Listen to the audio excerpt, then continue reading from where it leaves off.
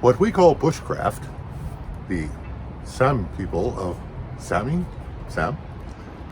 of Lapland, call life. And they always carry one of these, which is called a laauku, and it is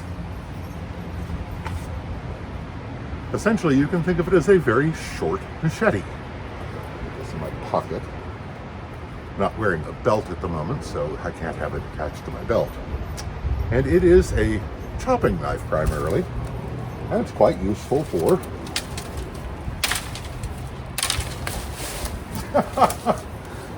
making me look like an idiot. It's quite useful for chopping things, particularly wooden things, when they need to make stuff like improvised shelters or what have you. And as you can see, even though it's not very big or very heavy, that was much taller than I expected. You can see it's not very big or very heavy. It does a bang-up job cutting off pieces of wood and things of that nature. In fact, even a pretty big, stout piece of wood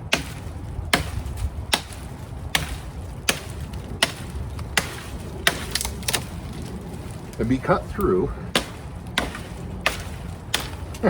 by someone more adept than I in pretty short order.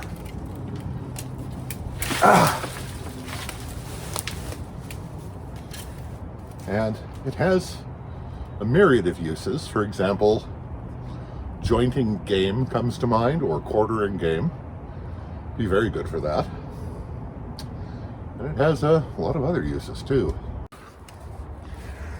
And of course, if you're really into the bushcraft thing and doing things like starting fire with flint and steel, you can, of course, strike your fire stick, fire rod, whatever, against the spine of the blade.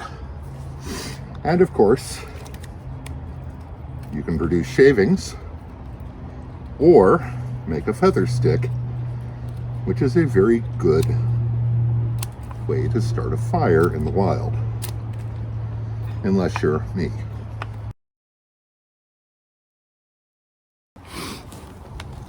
There's a lot of times when you're out looking around that you just don't want to deal with carrying a hatchet. So this is very light compared to a hatchet and rides nicely on your belt, and the sheath stays out of the way. Of course, you probably want to pick a better log than I did as your mallet.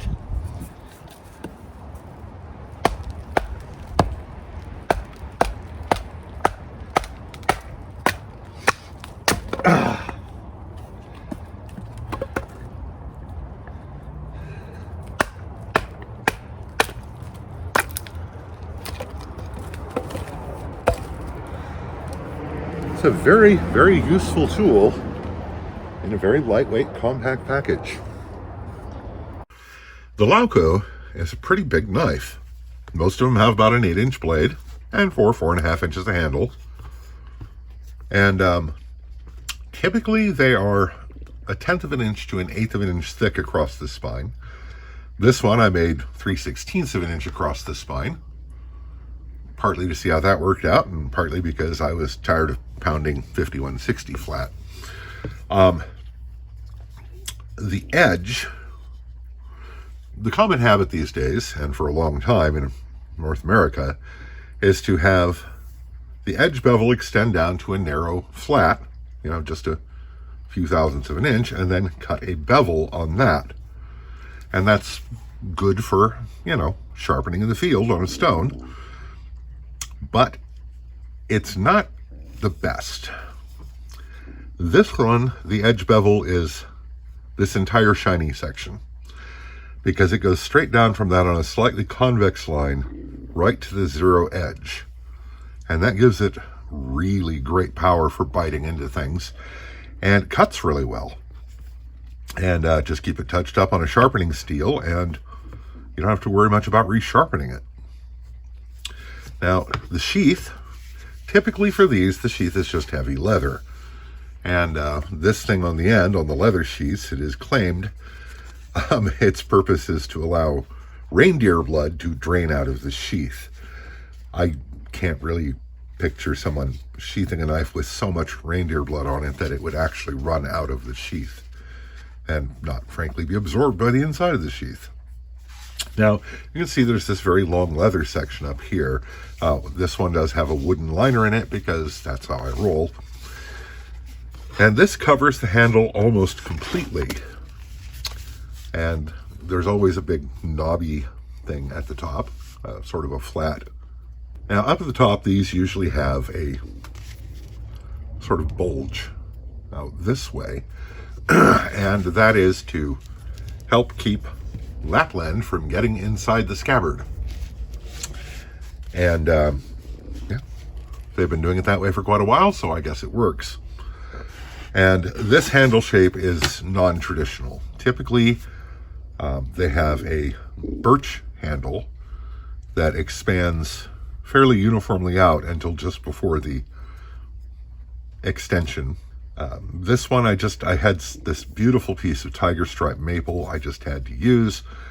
And while the birch handles typically have a brass ring or ferrule around the wood to prevent it from splitting, here I used a piece of antler and a couple of fiber washers for just decorative effect.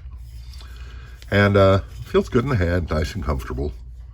Very nice to use. Now, the traditional ones also have a brass plate on the end here. And the tang passes all the way through and is riveted over the top of that plate. I chose not to do that.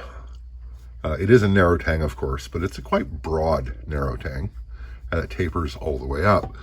Now, I have, underneath this is a nut, because I cut threads on the end of the tang and ran a washer and a nut onto it, and then covered it over with epoxy and inserted this disc of antler in it, because I like that.